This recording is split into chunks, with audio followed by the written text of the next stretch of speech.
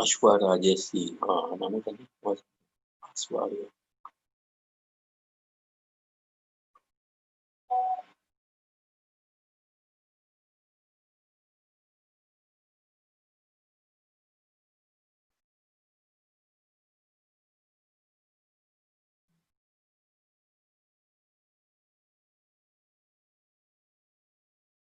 Okay, then you can take over. Good morning, everybody. So it is not there right now. This was not there. You can tell him we can start the session. Yeah. Good morning, everyone. Before we begin, I just want to brief about our institution a bit. Our MNR Educational Trust,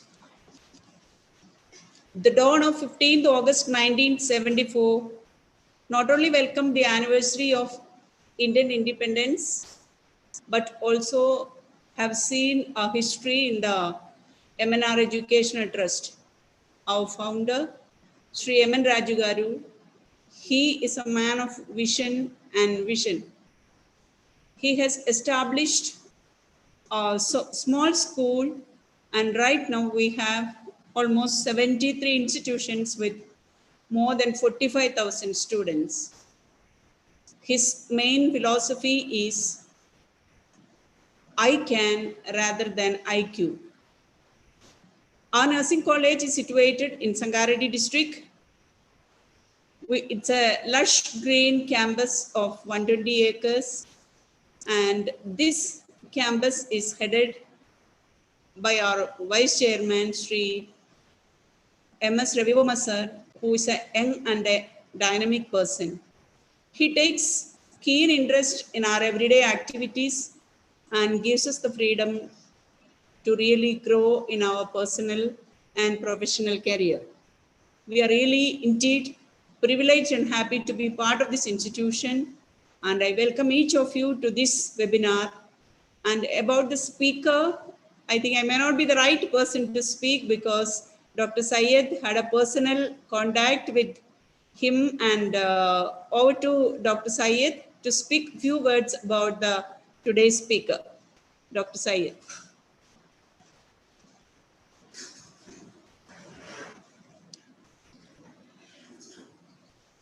Thank you very much, Madam Sobana, and warm welcome and to MNR College of Nursing webinar series 2. And thanks a lot, Dr. Matt and the team Zorina, who's been instrumental in bringing the host over here. Because of the team Zorina, the host also being here. Thanks a lot for your invitation and making yourself present over here. To introduce Dato, I think he is one of the most eminent clinical psychologists at the moment in Malaysia. To go with his academic profile a little bit, and he has done his basics BA and MA in US. And then after that, he has given his eminent services in US for a while. Then he moved to Australia for a while to give up his services. Then later he is back to Malaysia.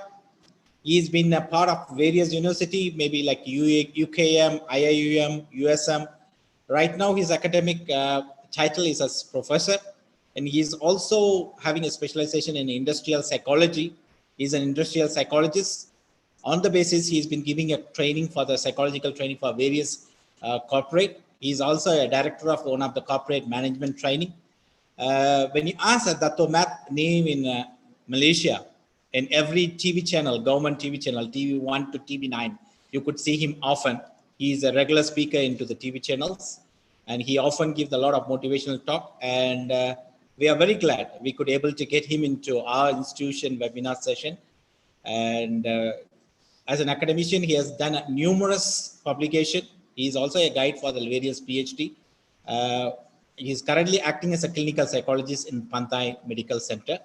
With that due, I will leave it to you, to Dato, Dr. Matt, as to take over the webinar session. Once again, thank you very much, both Dato and the team, to be gracing our session, and leave it to you. Over to you, Dato.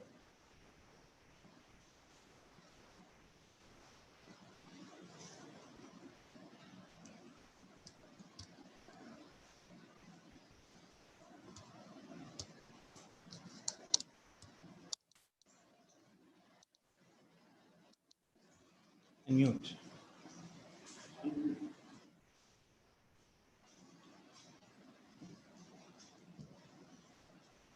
You can't do it.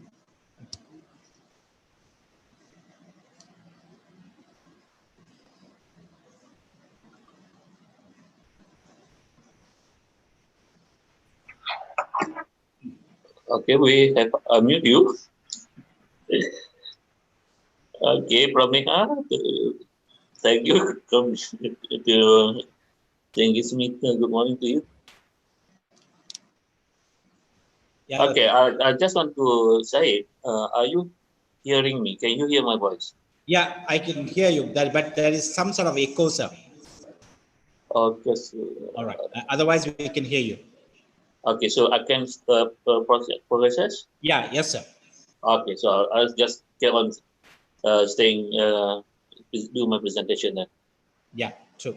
Okay, so the topic of the presentation is the effects of the effects of the COVID-19 pandemic on mental health. That's the topic they are presenting today. So in terms of our presentation plan, we'll cover 6 main areas. But within that 15 minutes, I'll try to cover those 6 areas. The first one is understanding the nature of COVID-19. So this is just briefly description what's all about. Secondly, I'll be discussing psychological impact on general population. Number 3, in terms of intimate terrorism. Number 4, suicide. Number 5, digital distress. Now, we regard frontliners, I'll be discussing vicarious or secondary trauma, post-traumatic stress disorders, burnout, confession fatigue, and the term time frame in terms of uncertainty about the future. So those are the 10 areas of ground I'll be talking today. So the first one is in terms of the nature and of the concept of COVID-19. So COVID-19, there are 6 or 7 basic elements that we need to understand. The first, COVID-19 is spread very easily. So it can contact people as long as you have some, it does not maintain your social distance, not taking care of personal self, you can get easily infected by the disease. So one is easily spread. Number 2, difficulty in tracking, screening, diagnosis, and treatment. So that's the second aspect of the COVID-19. Number 3, it can be fatal. If not taken care of properly, it's not being managed, it can lead to death. Number 4, difficulty of access to services due to lockdown, due to social isolation. We are not be able to get services, both medical and psychological. Number 5, inadequate medical facilities, plus resistance to social psychological strategies. So what's happened here, that facilities provided to deal with COVID-19 may not be enough, and in terms of timeliness, in terms of efficacy of services. Related to that, we have to deal with the resistance of the population at large, resist in terms of strategies adopted by the country, and plus the social strategies related to that. So the next one, at this moment, there's no proper effective protocol in managing the different managing treatment in terms of COVID-19 victims. Lastly, there's no vaccine at this moment. We haven't come out with vaccine as yet, so our treatment is experimental and sometimes trial and error basis. So briefly, that's what COVID-19 now. So one, especially spread easily. Number 2, difficulty in tracking, screening, diagnosis, and treatment. Number 3, it can be fatal. Number 4, difficult of access to services.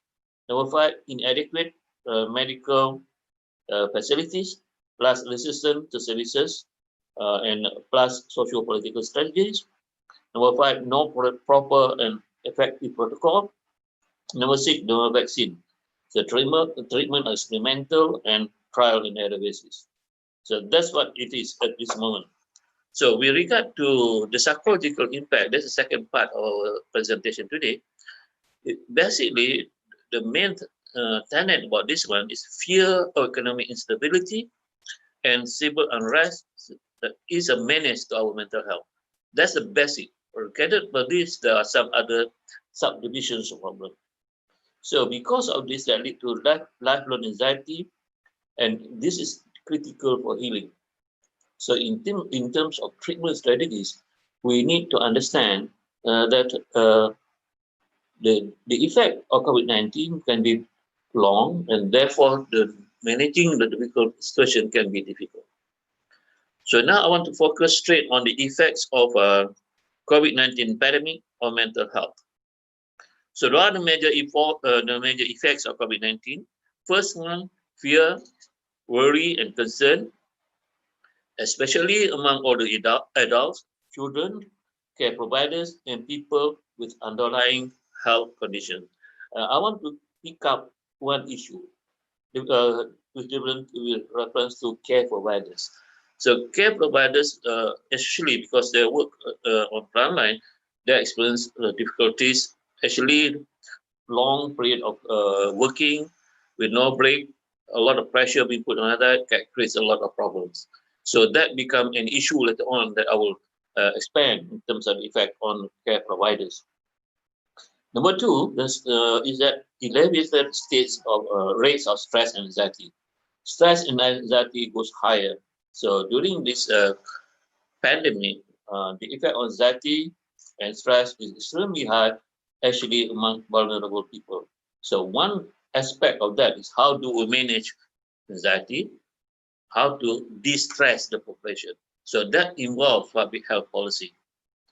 Number three, high levels of loneliness, depression, self-harm or suicidal behavior due to loss of activities and routine, plus loss of social support system, and plus our normal defense mechanism of managing our problem. For example, we have a social release situation. For example, when we have meetings, gathering, prayers, those are group prayers are not allowed anymore.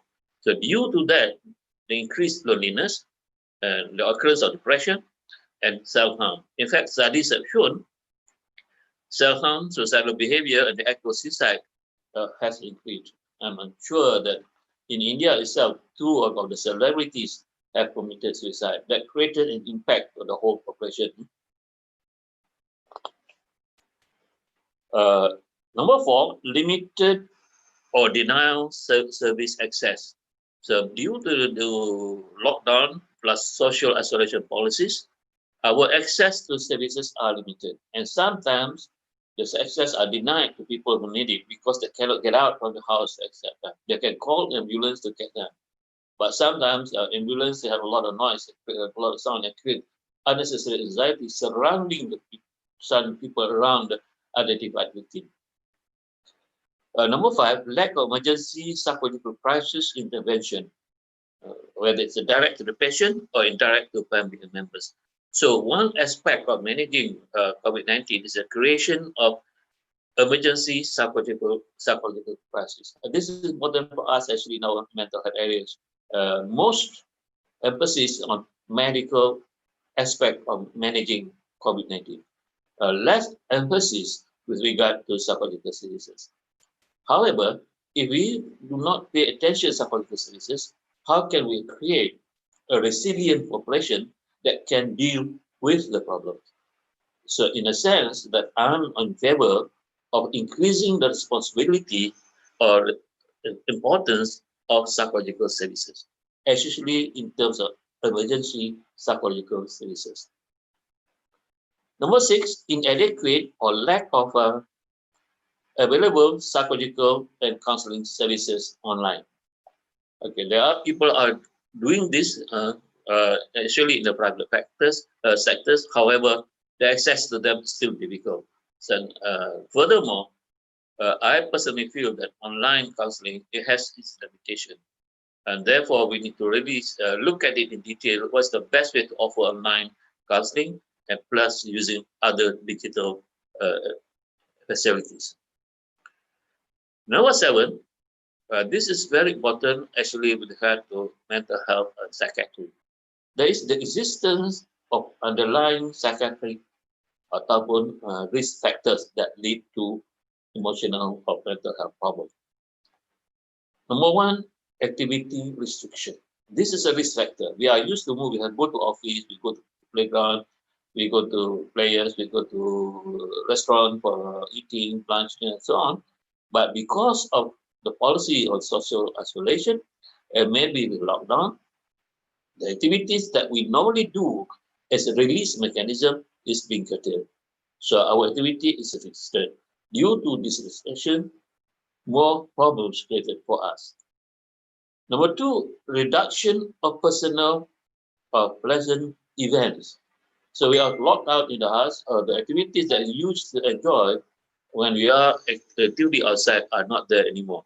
So some of our major pleasant events have been reduced. Number three, personality traits. For example, being an introverted person, being locked down is heaven because they spend their time on their own, they can do all sorts of active thinking, doing their own thing. But however, if you happen to be an extroverted person, this will be very difficult for you because you'll be curtailed, you'll be locked down in your house, you are not moving around, you are not interacting with other people. That can cause a lot of problem for you. The other issue is in terms of cyberchondria. That is, people keep on watching or looking at the social media and that talks about our problems.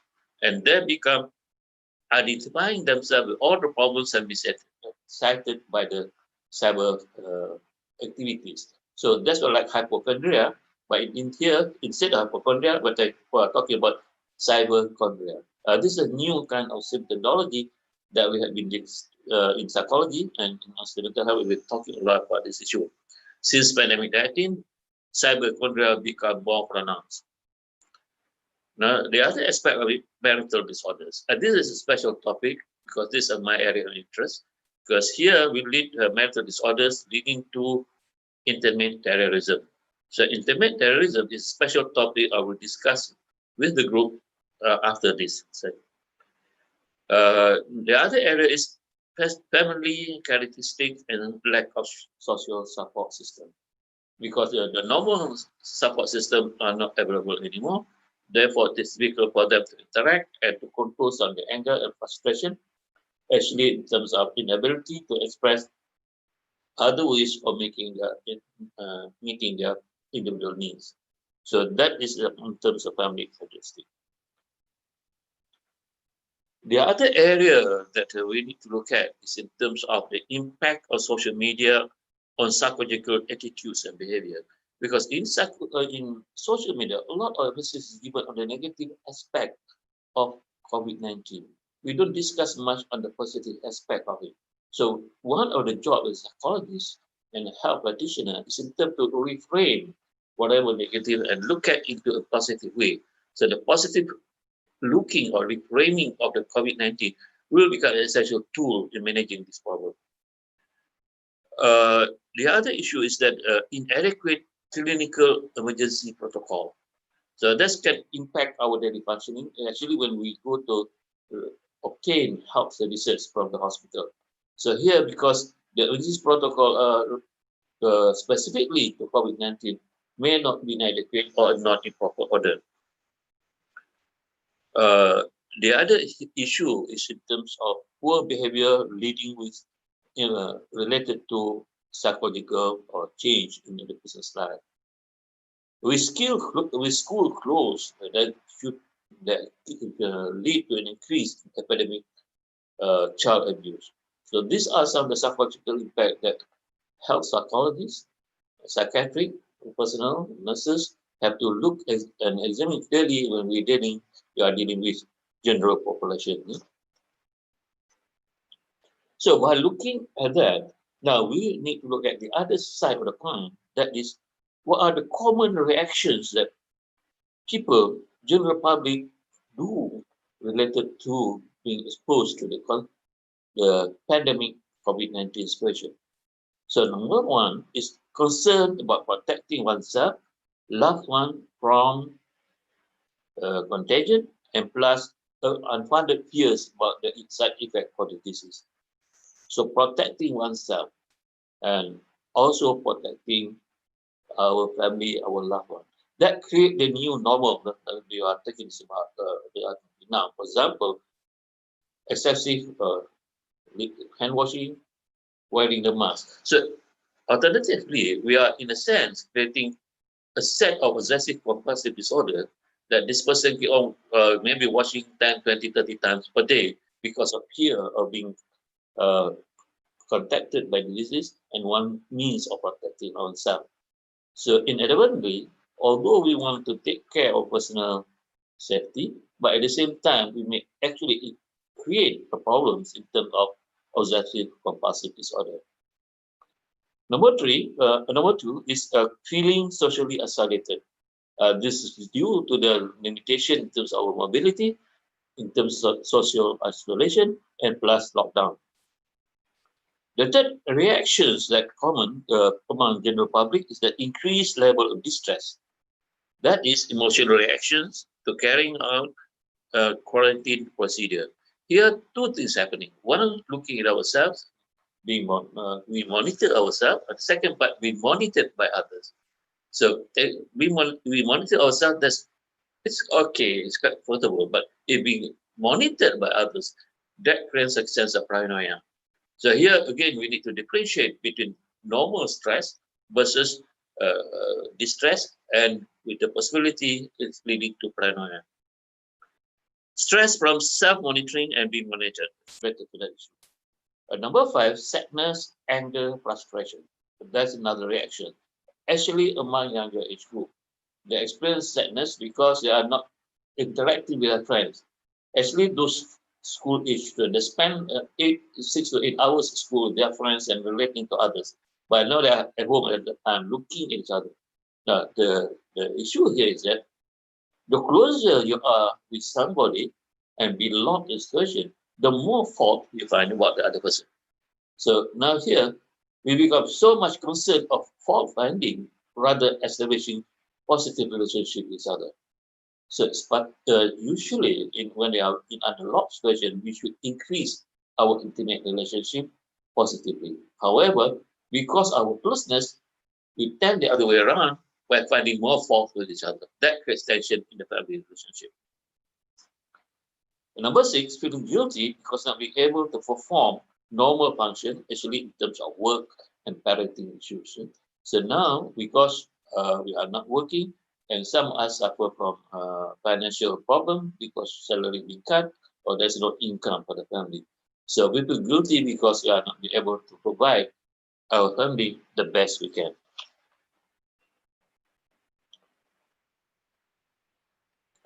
So for responders, on the other hand, four things happen to them. One, in terms of secondary trauma.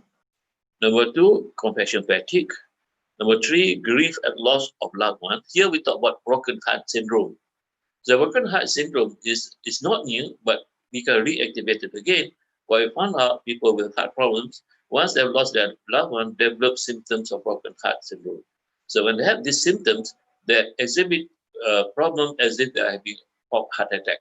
So it's these new areas that health psychologists, psychiatrists, and nurses dealing with that group of identified clients have to focus themselves in helping to overcome broken heart syndrome.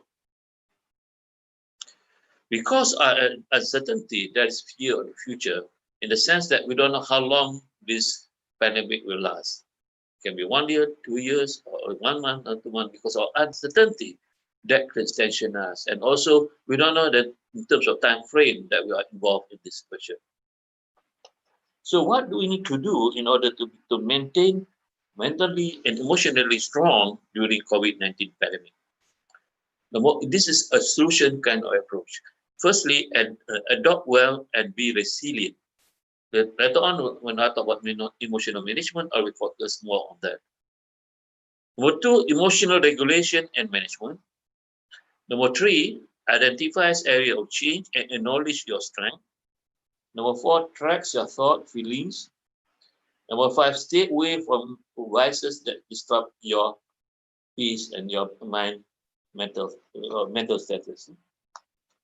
Take a good care of yourself. Exercise, work on your spiritual side, prayer, zikir, set reasonable goals and follow through. Let go of small annoyances that you face every day. think before you act, examine all angles, and lastly, reflect on your experience. These are some of the things that you can do to be mentally healthy. So the next area that I want to focus on is in terms of steps that can be taken to minimize the effects of COVID-19 pandemic on mental health. So here is more of preventive in nature, whether it's primary or secondary prevention. But it's a way to protect ourselves from experiencing negative consequences on mental health with regard to pandemic, COVID-19 pandemic. So the first one is that limit news and media exposure. Okay, because we spend so much at home, the only things that we have is our handphone and our computers, and we spend a lot of times on this. But the things that we have the tendency to look at things that's wrong, that's not right. We look at the catastrophe, suffering, distress. So because of this, we become more vulnerable to develop mental disorders. The other issue is the amount of news consumption that lead to our fight or flight response.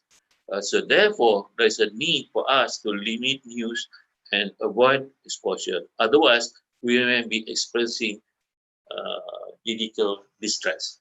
The digital distress is another area that's becoming a focus of concern among health professionals.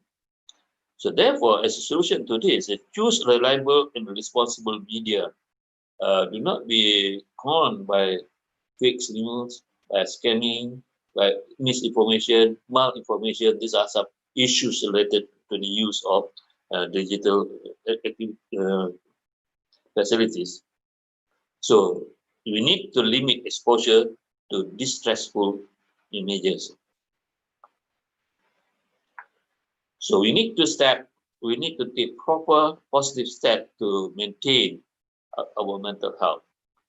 So we need to focus on the moment and embrace the adversity that we have, exercise your mind and challenge yourself, be mindful and respond positively. So here related the concept of emotional agility and emotional resilience. Emotional agility relate to your ability to pause a while before reacting. So instead of reacting, you are responding. So it gives you time to look at the situation, reframe it, and you then react to it. So that's part of emotional agility. So emotional agility is one component of emotional management. So we need to be sure that we teach people, help people to examine how to develop, how to enhance emotional agility. Related to that is emotional resilience. Later on, we talk about emotional first aid. We talk about emotional education, and plus in terms of self-compassion.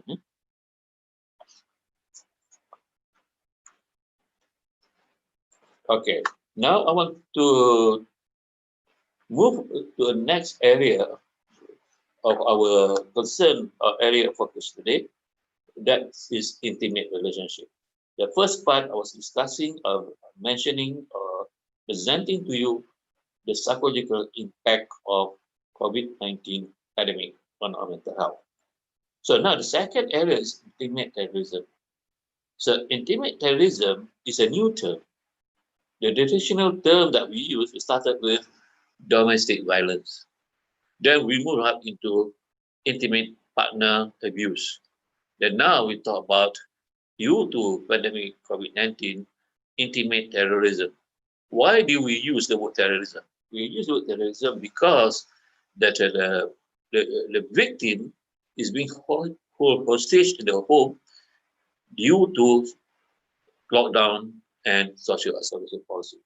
So that's why it is considered as hostage situation, where they cannot escape. They don't have any resource to help themselves, and also are unable to go out and get the help needed to help and to overcome their difficulties.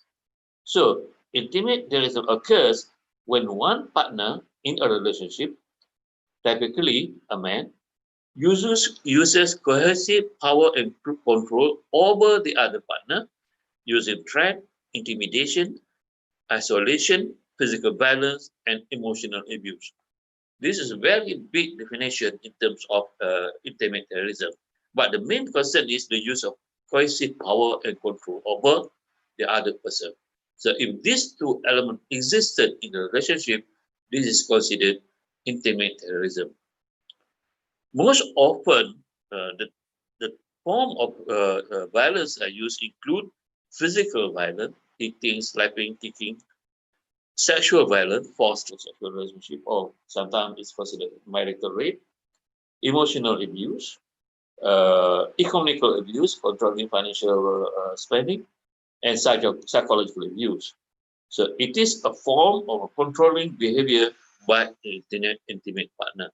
So that here element the third element related to intimate terrorism. One is coercive power. Number two, control, and number three is managing everything or micromanagement of the partner.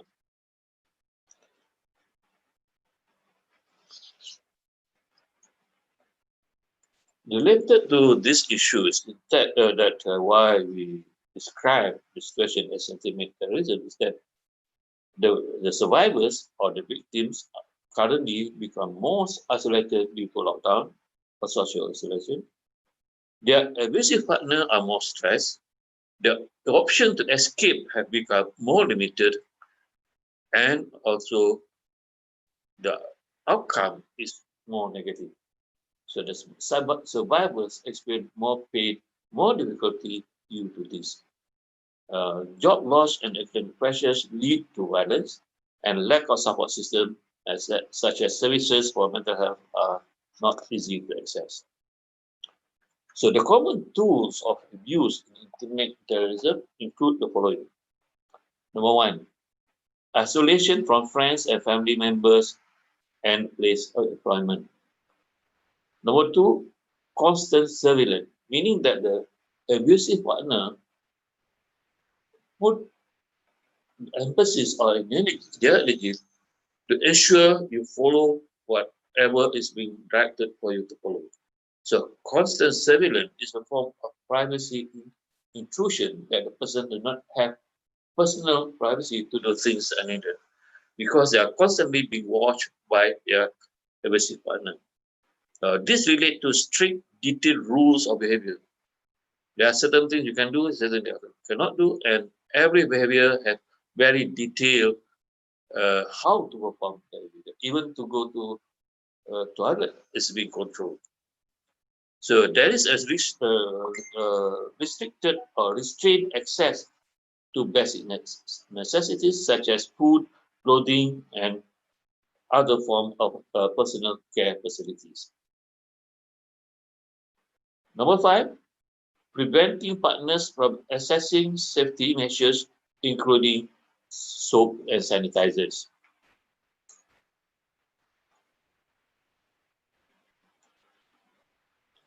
The other related elements in intimate relationship,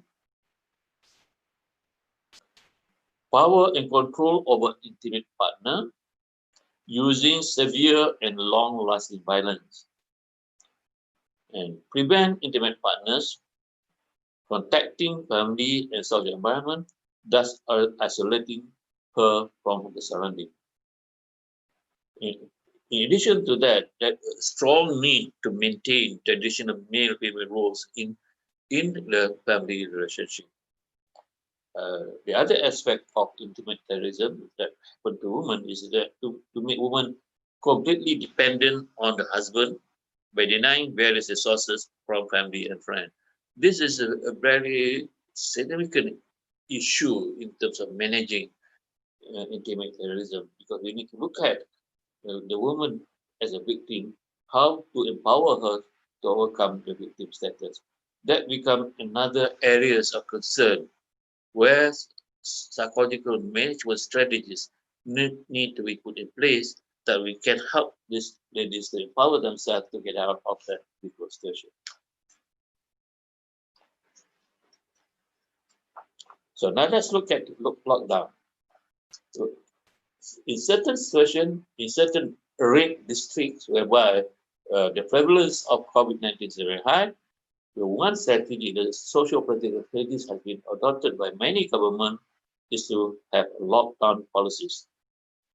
So when you are under lockdown, there are certain things that happen to you. There is a reaction flow chart that most individuals follow. So this is based on the concept of denial, anger, bargaining, depression, and acceptance. Is a common way of dealing with any traumatic experience.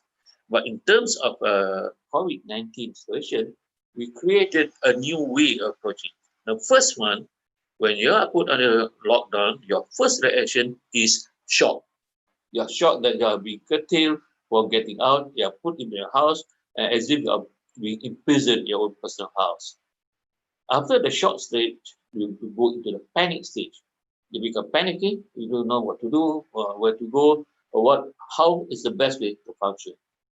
Later on, we go into the third stage, which is negotiation, looking at your current conditions, trying to find ways how to bargain your life in order to function effectively and also to maintain your mental health. This will lead to a lot tolerance of the situation and the last level acceptance. This depends on your personality style. Some people go through stages quickly within 1 or 2 weeks, but others may take more time. So here, if possible, social support, psychological support needs to be offered to the individuals who go through the process so that they can pass through the shocks, the various stages quickly so that they can move away from shock to acceptance. The faster they go through the process, the better it is in terms of their mental health functioning. So when we, in further detail, in under locked situation, the initial experience and the discussion that mental health is that high level of anxiety. This is followed by psychological distress. Then number 3, negative emotions. Negative emotion including anger, frustration, and all the other destructive emotions. We also focus on false and inaccurate information that lead to more stress. And the other one among religious group, actually among Muslim, we found out prayer bombardment. So every day bombardment by new ways to pray, new dua, and so we don't know which is the right way to do it. At the end of the day, we become more and more stressed. So the mitigating psychological effects of down include first one, may produce anxiety, stress, and traumatic symptoms. The other issue, development of house fever, because you are being in the house, you're locked, and you experience fever in bracket, plus emotional instability that lead to domestic violence. People experience confusion, dissatisfied, restless, and bored. Then there's a lot of idle time together, and that lead to food consumption, high food consumption, family argument that leads to provoking stress and anxiety. I want to focus a little bit on food consumption.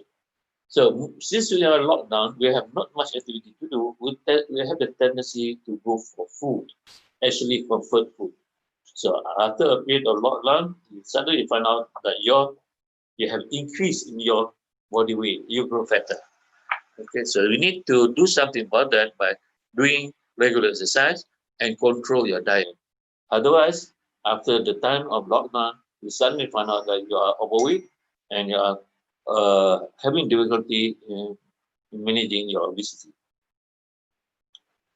The other aspect of lockdown is neglect of vulnerable people, like the old people, the sick, the chronic people suffering with diseases, then the problem sanitation that lead obsessive compulsive behavior disorder, and also leading to racist behavior. Because in certain situations, we identify a group of first people that create the problem or the source of the problem that several other people that led us to become more racist in our own relations with others. We try to control our people, but not relating to other people, and sometimes we become very aggressive towards them. So what are the positive factors in terms of internet terrorism? One, losing track of time. Okay, we are at home at the time, and we have 24 hours, and because we do not have segregated time for praying that we do certain activities, so that us have difficulty in tracking our time. When we are working, we know 8 hours in the office, 2 hours traveling. So there's a segment of time that we can actually monitor in order to watch it. But when you have nothing to do in the house with lockdown, you have the tendency to lose track of time. And second part is the issue of silence and emptiness during lockdown, because you are not relating to what you are put into your own house, your own being imprisoned in your own compartment. The other issues that occasional silence that here that may indicate tragedy and death. So again, that caused us to become more abusive, aggressive towards our partner. Frustration due to lack of support, both in terms of social, emotional, and psychological well-being. Difficulties of accepting realities and adaptation towards new lifestyle. Now we talk about the new normal. We also worry about our, in terms of money, health, and affected family members, being angry, being neglected, and death, loss or inability to access psychological emotional support. So these are the issues of lockdown. So now let's identify some of the mental health concerns with regard to lockdown. One, fear and worry about personal health. Number two, change in sleeping patterns and eating habits. So sleeping patterns, there are three things can happen. One, oversleep. Number two, insomnia. And thirdly, you may suffer from apnea. And with regard to eating habits, you may overeat, undereat, or eating foods that are not healthy to you. Usually, we have the tendency to eat for comfort food. So comfort food doesn't help our health. Number three, people don't know how to respond positively towards the pandemic. So how to react to a situation where our loved ones are suffering from the effect of the COVID-19.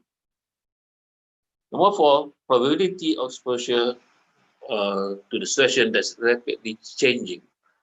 Things change very fast, and we fear that we can be exposed because we don't know who are the carriers. We may be protecting ourselves, but the carriers may be passing by. Just passing you may actually transfer the disease.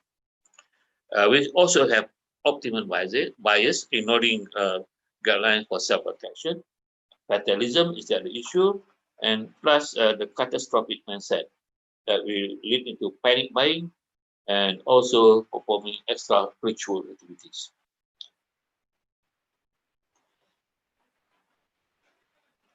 So in terms of suggestion to improve our mental health, so as a psychological solutions, firstly, being there for each other, taking care of the relationship. Experience sharing through social media. Number three, personal and community hygiene. Number four, access to accurate information, avoiding fear mongering and hysteria. Create positive structure of daily activities. Break up your day into various compartments so that you can focus on activities. Take care of your body. Help each other whenever possible. Stay connected using technologies and limit media intake. Fight boredom and burnout. Focus on the positive and take one day at a time. Engage in pleasurable activities, including activities that you are used to when you were a child. Your childhood activities that you pressure, you can reactivate those. Take a break from electronic games and play other games with family members and create monitoring system for yourself. So in terms of mental health concern, inflamed by infectious fear, frustration, boredom, inadequate supplies, hoarding behavior, lack of accuracy information, and stigma victimization. All these factors lead to excessive worry, and that affect your mental health. So if you do this, your decision making become effective too. So that's as far as I want to talk to you with regard to uh, intimate terrorism. Digital stress is a side effect of spending too much time using social media. So therefore, we need to limit in terms of frequency, watch and read news, and use digital device in terms of maintaining positive social contact only with family members and friends. Now, uh, issue of suicide. So COVID-19 studies have found out there's sudden increase of, in rate of suicidal attempt, suicidal ideation, and suicidal behavior itself. So why this is happening? The reasons are plenty, but they are not very clear cut. So there are sometimes the reasons are overlap with each other. The first one, distress and anxiety, fear of contagion, depression, insomnia in the general population that affect their psychological health. So due to this, because of the negative emotion they have, one choice they adopt is suicidal attempt or suicide as a way of asking for help. Social isolation, uncertainty, chronic stress, and economic difficulties lead to the development of more depression, substance abuse, and other psychiatric disorders. Stress-related psychiatric conditions, including mood and substance disorders, lead the person to become more vulnerable and also associated with suicidal behavior. COVID-19 survivors may also have elevated suicide rates. Although they have recovered, but the suffering they went through, the fear of another contagion lead them to choose or to make a choice in terms of terminating their own life. COVID-19 crisis may increase suicide rates because of the fear of the future, uncertainty of the current medical services, and how to take care of themselves. So mental health consequences, including suicidal behavior, are likely to be present for a long time and peak later after the actual pandemic. So we need to prepare in terms of what will happen next with regard to the possibility of suicide. So as a solution, we need to reduce suicide during COVID-19 crisis. It is imperative to decrease stress, anxiety, fear, and loneliness in the young population. And traditional and social media campaign to promote mental health and to reduce stress. And number three, active outreach. Here we need to use the NGOs to do active outreach program to reach more people who are vulnerable to mental health problems.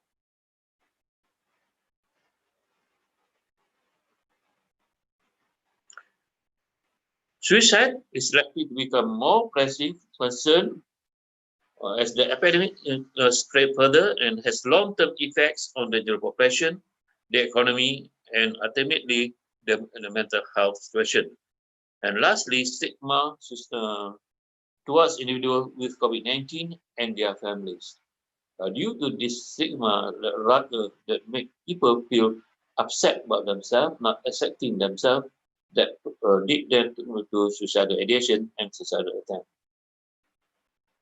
The other areas related to psychotic disorders that also create the possibilities of suicide. So the problems now related to among caretakers include increased workload and new ways of working, and that's difficult for them to do. So we need to develop new expertise in conducting assessment and delivery of intervention remotely. So how we assess now and how we treat now is not face-to-face as we are used to. So we need to learn new way of relating to other people. We also need to make evidence-based inline resources intervention so that people can reach out and can read and can access for themselves, so that can lead to self-helping behavior. We need to also help them to create facilities for people in suicidal risk that require special attention. But not everybody will seek for help. There are people don't want to seek help because of the fatalistic attitude of positive optimism and various other mental status that include cognitive dissonance. So people not seeking help due to fearing that the services are overwhelmed, and also a fear of attending face-to-face relationship because due to fear of being affected by the disease, and seeking help from private sector is on the increase because they feel that those are more helpful than government-created services. So solution to this problem, we should develop clear remote assessment and care pathways to people who are suicidal, and staff training to support new ways of working. Helpline services requires upgrading in terms of the services and how to deal with suicidal with potential suicidal victim through multimedia approach. So digital training resources need to be developed so that people can access it and help them to perform better. And in addition to that, is evidence-based online intervention and application should be made available to support new people who are suicidal in nature, and also helping people to deal with themselves better. So other known participants of suicide, one is domestic violence and increased alcohol consumption. Two, poor public health responses, those facing interpersonal violence. Number three, social isolation, entrapment, and loneliness. Number four, lack of community services. Number five, difficulty to access help. Number six, irresponsible media reporting of suicide. Therefore, there is a need to actually set services that provide clinical psychiatric services in terms of emergency procedure. So emergency clinical services need to be put in place. Psychological first aid must be there, and plus clear access to services to the general population.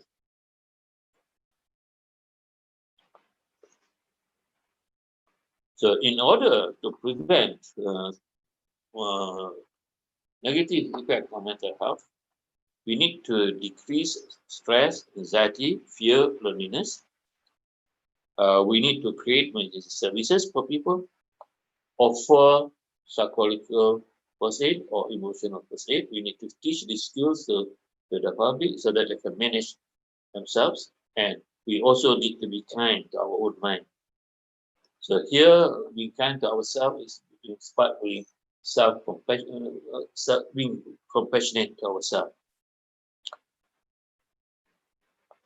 So the last area I want to talk about is in terms of the development of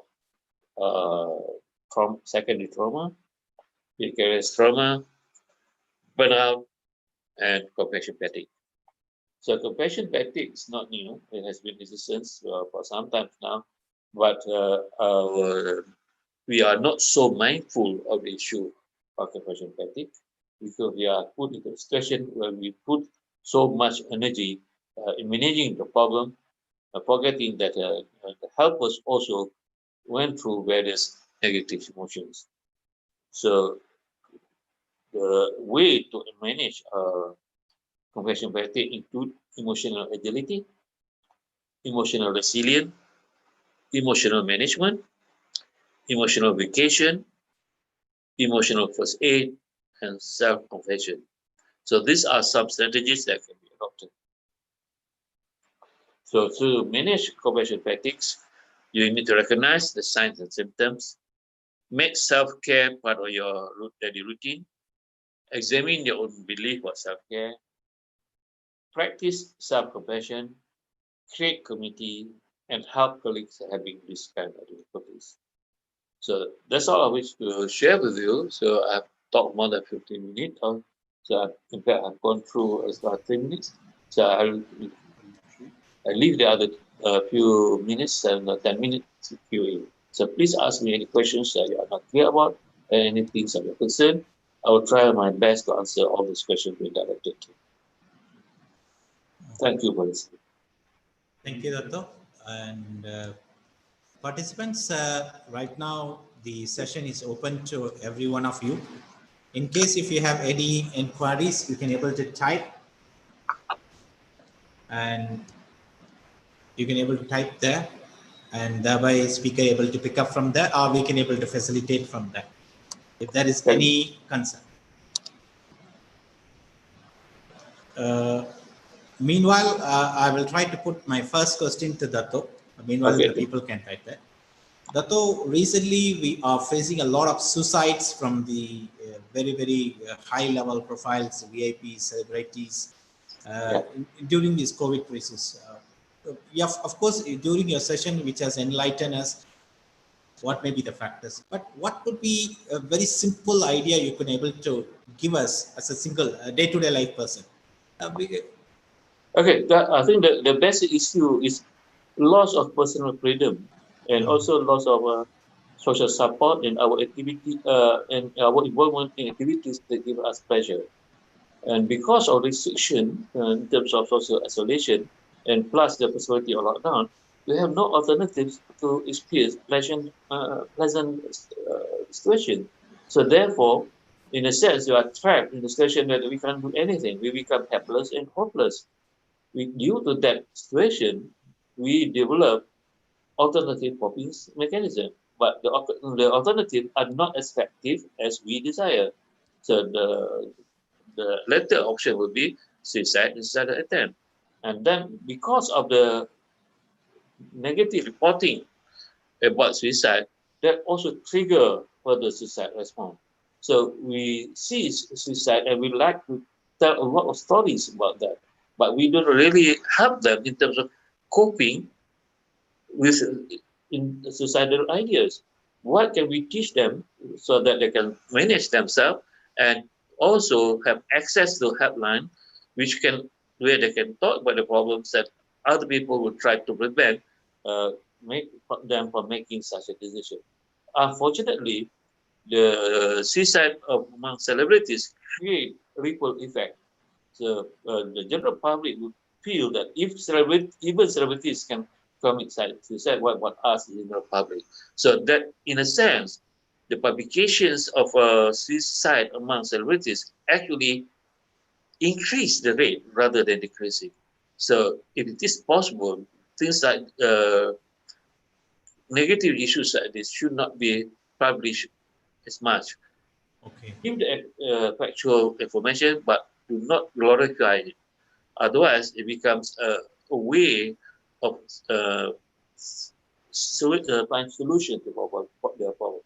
Well, what we must remember, suicide is a permanent solution. So therefore, when you commit suicide, there's no more life for you. So as an alternative to that, why not we create new ways of being alive? So as a therapist, our job is to help them to be alive. How to give them, to empower them to perform positive things so that they can relieve their pain. So again, here, services are important, both psychological, medical, psychiatric, and social services. This must be offered to general public so that people can get access to it and that can help themselves from making that decision of attempting suicide. Thank you, Dato. And is there anybody? Yeah, there is a question from Raji Kaliaparmal. Yes. Quarantines itself make a stress for the person. How to overcome the stress? Any technique available?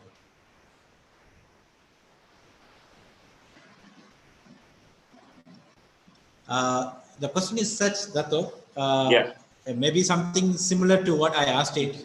The quarantine is causing so much of stress on the individual people. Is there any specific technique, reliable technique, as a common nurses we can able to go through that, or we can able to advise it?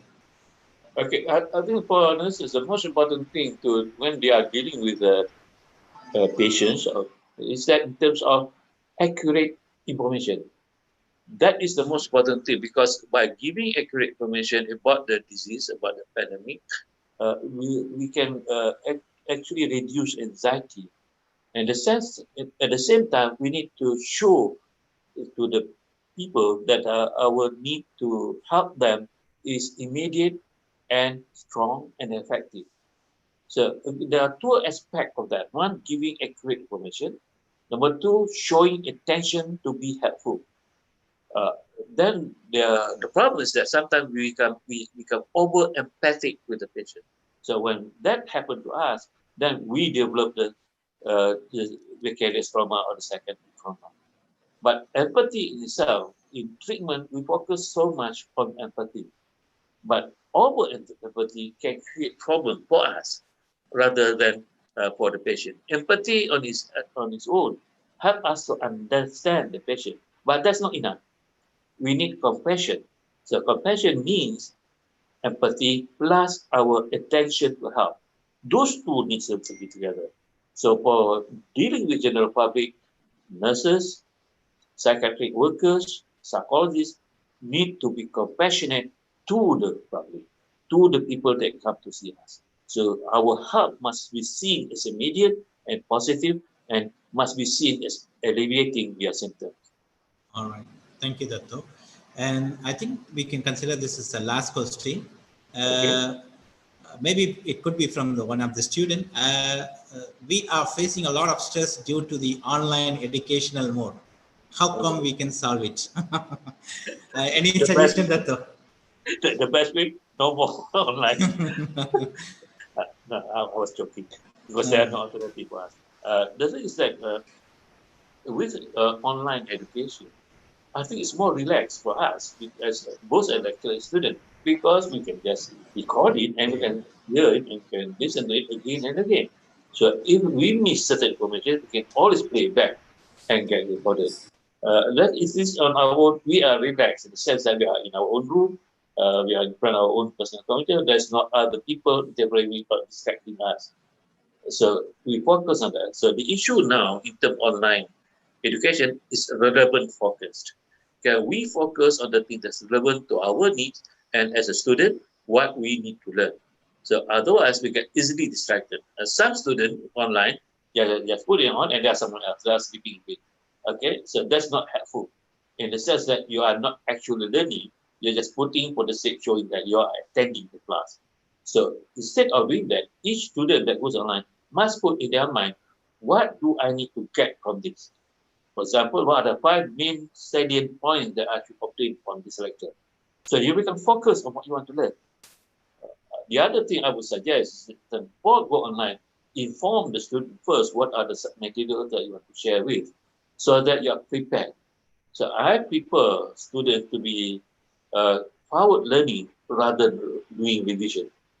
Doing revision to me is a waste of time. Forward learning means you prepare before you come to the class. So you're in the class session when they are online, it's just value adding your information, not actually acquiring new information. All right. Thank you, Datto. A last chance to anybody, if at all, if there is any question, we can able to ask from Datto. If not, it's time to wind up, because 11:30 is the last session. We agreed. If there is any session, you can raise right now. Okay, thank you very much, Ed, for offering me this opportunity to share knowledge with all of you. If there are other things that you are interested in, you are welcome to contact me. Then we can share certain knowledge. Currently, I'm very interested in the area of trauma management, because I think that pandemic 19 created a lot of traumatic spaces among the general population and also among the helpers. So if we can focus on this issue of helping our helpers, as in nursing, who are dealing daily with the patient, how to manage their trauma. So here, 2 areas that's very important currently. is emotional first aid, which I mentioned just now. I did not elaborate so much for it, plus emotional agility. So maybe this one two areas that you can share with your students how to develop emotional agility and how to develop emotional first aid. So Syed, thank you very much for asking me to be with you today. Thanks a lot. I hope the Okay. students can learn something. All right. Thanks a lot, and thanks a lot for all participants who have made their sincere cooperation. And finally, I would like to thank Datin as well, who have been made this session possible.